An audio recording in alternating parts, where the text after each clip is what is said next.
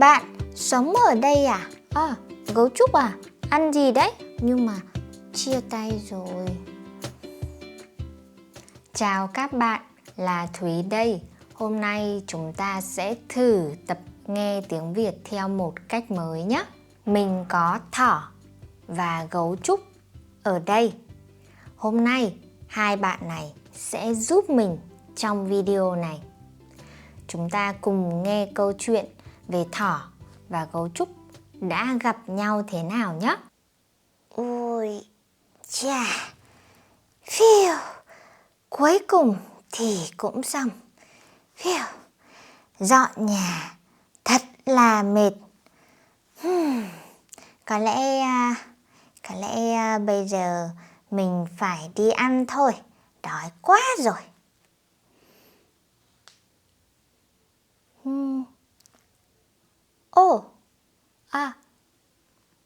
Chào bạn.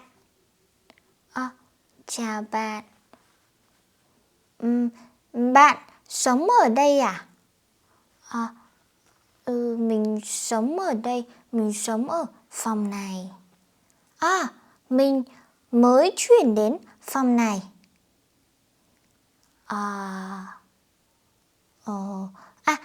Tên bạn là gì?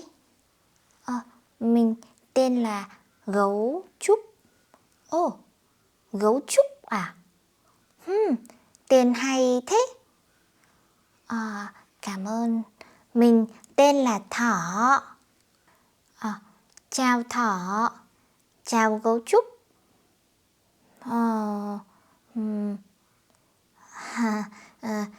Có lẽ mình phải đi rồi. Gặp bạn sau nhé. Vâng, gặp bạn sau nhé. Bye bye. Bye bye.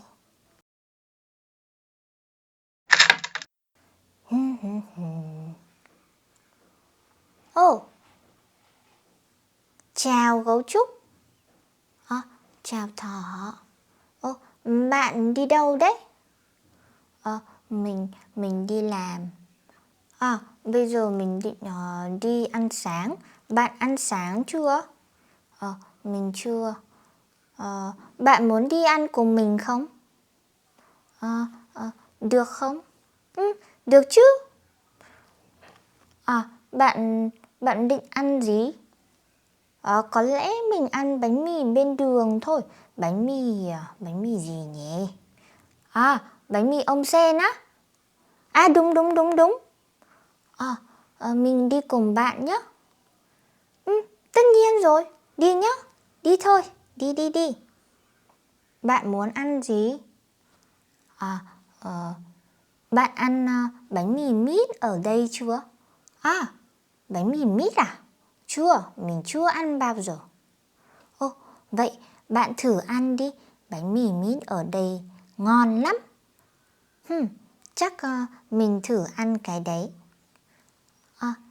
Bạn ăn ớt không? Không. Bạn muốn uống gì? Có lẽ trà đá thôi. Ok, mình gọi món nhé.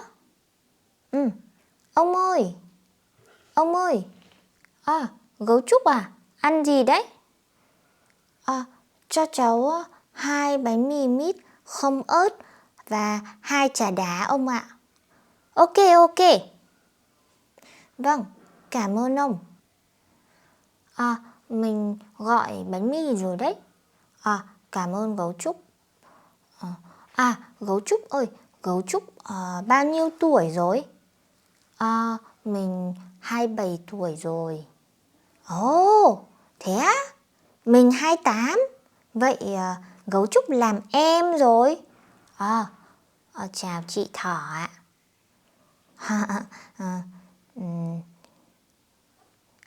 Nhưng mà trông chị Thỏ vẫn trẻ mà. Ai cũng nói thế.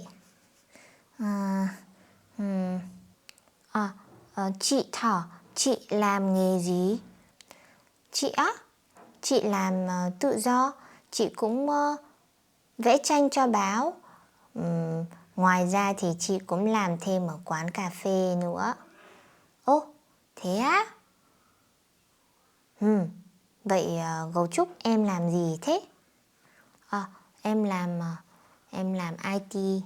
Ồ, làm IT á? Thế thì giàu lắm.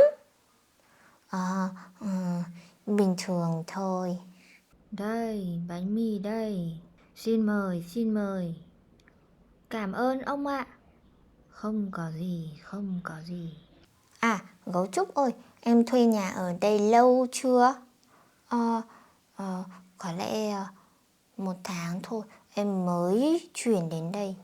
À, thế á? Thế trước đấy em ở đâu? Em em ở cùng bạn gái nhưng mà chia tay rồi. Thế à? Ô, bánh mì này ngon nhỉ? Ngon ngon ngon.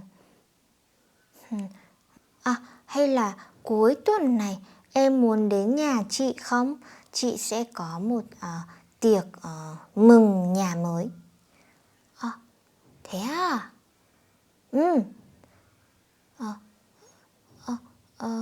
Cuối tuần à? Thứ mấy? Có lẽ chiều thứ Bảy. Theo kế hoạch là vậy.